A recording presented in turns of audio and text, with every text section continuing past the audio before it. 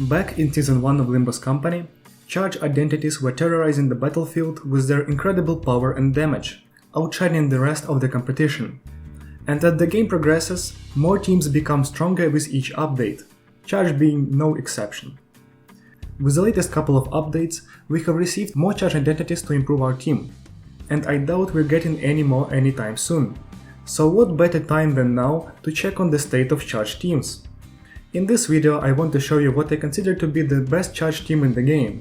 We'll go over the combat and support identities, egos and variations of this team, and this video will also mark the start of my team tier list, where the charge team will be put at the end of this video. So watch till the end to find out just how strong this electric bunch of maniacs can get. Starting off, here's the team. A lot of expected faces, of course, but some of my choices might surprise you. This team is built specifically for normal encounters, so there are 6 combat identities and 6 support identities. We are not taking chain teams into consideration in this video. Immediately, we can see that this team generates a lot of gloom and envy. Keep that in mind for later. Also, don't be fooled by these numbers, because the rest of the affinities mainly come from the support identities. Now for the IDs. The 2 most popular members of this team are right in the middle of the screen, so we'll go over them first. Dawn and Ratio are very similar in nature, as both of them focus on using their first and second skills to build up charge for their third skill. Ratio is a slash damage dealer, whose sole purpose it is to dish out as much damage as possible in the shortest amount of time. Due to her skill 3 only requiring 7 charge to come online, it's extremely easy to fire off a nuke on turn 3 with her. Outside of dealing damage, one thing she can do is inflict slash fragility with her second skill. This ability allows her to support Dawn's Rip Space and Otis's Rip Dimension, whenever Ratio is out of a skill 3. Her passive makes it seem like she should be fed all the kills whenever you fight, but due to Faust having a strictly better version of Ratio's passive, you should use Ratio's damage early and feed the kills to Faust. Dawn, on the other hand, is a bit more varied. Her second skill deals pierce damage instead of slash, so she can serve a different role depending on the enemy's resistances. If the enemy is weak to pierce, Dawn's Leap can deal massive damage where Ratio would struggle, while if an enemy resists pierce, Leap can be used to set up Fragile for Dawn's allies. In terms of Dawn's skill 3, it's very similar to Ratio, but a bit more expensive. Also, with all of Dawn's charge gain requiring you to hit the enemies with her skills, Dawn can struggle to reach the 10 necessary charge if you're getting unlucky with clashes. However, that weakness can be mitigated by her passive.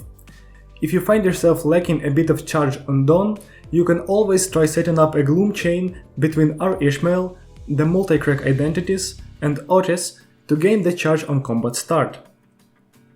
Speaking of R. Corp Ishmael, I think she's the most controversial unit I've chosen for the team, so I will go over her next. All 3 of her abilities inflict blunt damage, giving the team good blunt coverage when needed. Her charge gain is very generous, and her Mind Whip only requires 8 charge, meaning that you can fire off Ishmael's skill 3 very early alongside Ratio. She does lack power and damage on her skill 3, however, and I think that puts her at the place of the weakest identity on the team. Still, being the worst out of the best is not exactly a bad thing, and with the new identities making blunt a much more prominent damage type in charge teams, using Ishmael has become a bit more logical, as she can shine alongside Faust, Heathcliff and Otis in this environment. To round off the Warp Corp cleanup crew, we have Captain Otis. While most other IDs on this team have some supportive elements to them, Otis is the support of this team, as she can give out charge, load and clash power up to her entire team, helping tremendously in longer encounters. While Otis struggles with damage, her first 2 skills have really high clash power with pretty easy conditions, allowing you to hold on to Rip Dimension until the perfect moment, when Otis can make her allies deal upwards of 200 more damage in a turn. She does have a slow start though, so you want to keep her in the higher slots during non-focused encounters, or you risk getting little to no benefit from her abilities. The only 2-star identity in the combat lineup is Multicrack Office Heathcliff. He's not only incredibly hot, but also very useful as a support and damage dealer combo agent. While all of his kit is just a weakened version of Multicrack Faust, he does have a unique status effect in photoelectricity. This effect helps Faust and Otis especially well, as it allows them to hit higher charge potency earlier. Once he gets 3 charge count, he becomes a very formidable attacker, and at 4 his skill 3 can reach 25 power, which is super powerful for a character that's supposed to be a support. And the new and shiny crown jewel of this team is, of course, Multicrack Office Rep Faust. I've got a whole video on her, but in short, she's the main blunt damage dealer of the team. And she becomes the strongest identity on the field once you hit 4 charge potency. However, that's not her only job. Before she reaches her true damage potential, Faust's skill 3 can be used as a setup for a rip space or a DDEDR. Also with her passive, killing an enemy gives up to 15 charge between 3 characters, so feeding her kills is a very effective tactic to quickly gain charge. And now that we've met the 6 chosen identities, I want to quickly introduce you to the support squad. I've chosen Base Yi-Sang, as his Warp variant only gives Rapture support, and his base variant's support passive's cost is pretty easy to get. The middle Mersault is here to help everyone but Ishmael gain SP. Once you've acquired 3 envy materials, which is really easy to do with this team, the ally with the least SP heals 10 SP if there's an ally from the same faction. This means that in the earlier turns you want to use Ishmael to clash, as she's not going to benefit from this passive. Honglu is set to Diechi, as his best support options, Base AD and Ting Tang, require seal materials that this team doesn't produce. Still, Diechi can help with early SP gain a lot, so he shouldn't be underestimated. Rodion is set to her LCCB identity, as she also has an envy support passive that increases damage to enemies that use defensive skills. This is especially powerful on bosses, as most bosses use 1 block or evade every turn, making the additional damage consistent. Another contender is Kurokuma Rodia, as she provides a very simple 10% damage increase to 1 ally/attacks. However, with the amount of blunt damage dealers on the team and a lower percent increase than LCCB, she should only be used on encounters where you know the enemies aren't going to block. Sinclair's identity is pretty irrelevant, as most of his support passives are useless. The one that is useful, however, is the Blade Lineage variant, but you can only activate it in non-focused encounters.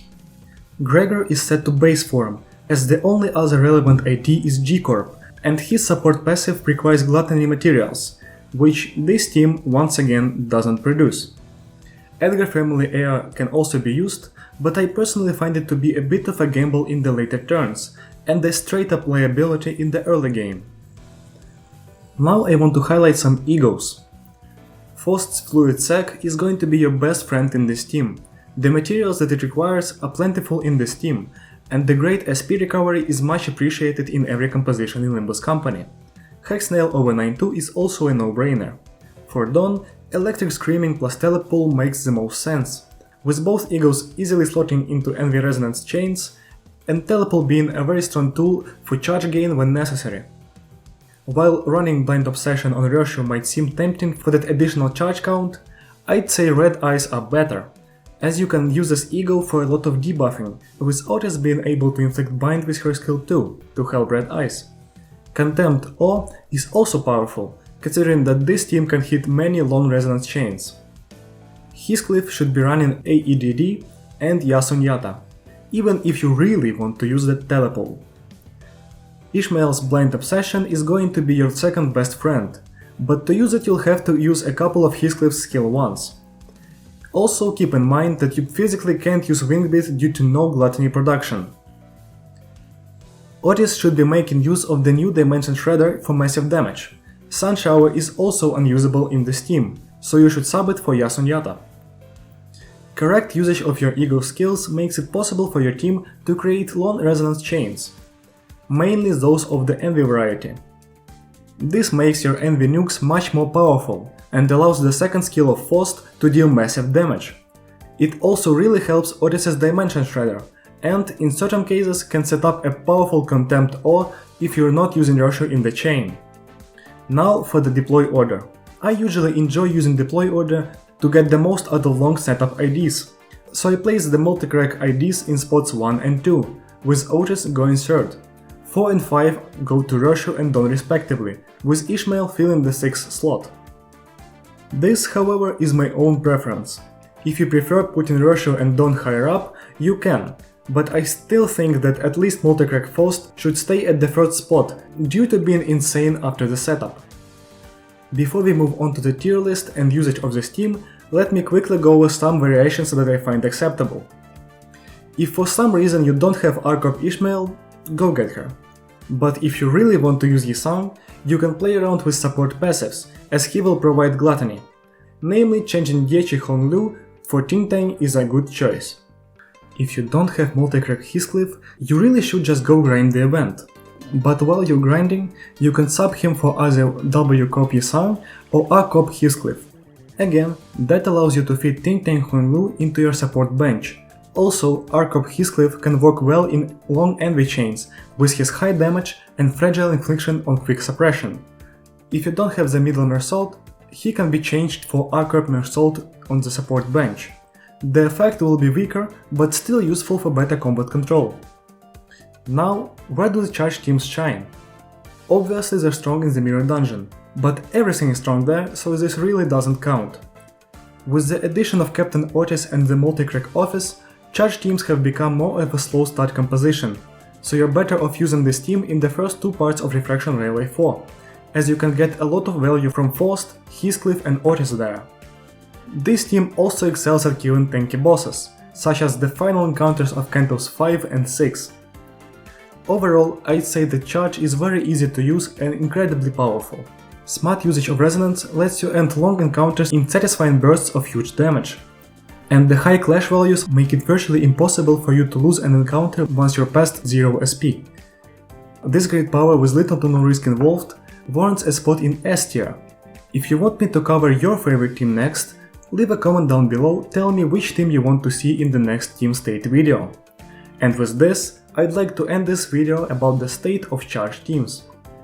If you enjoyed the video, leave a like and subscribe to the channel to become part of the Was Here Before 1K club.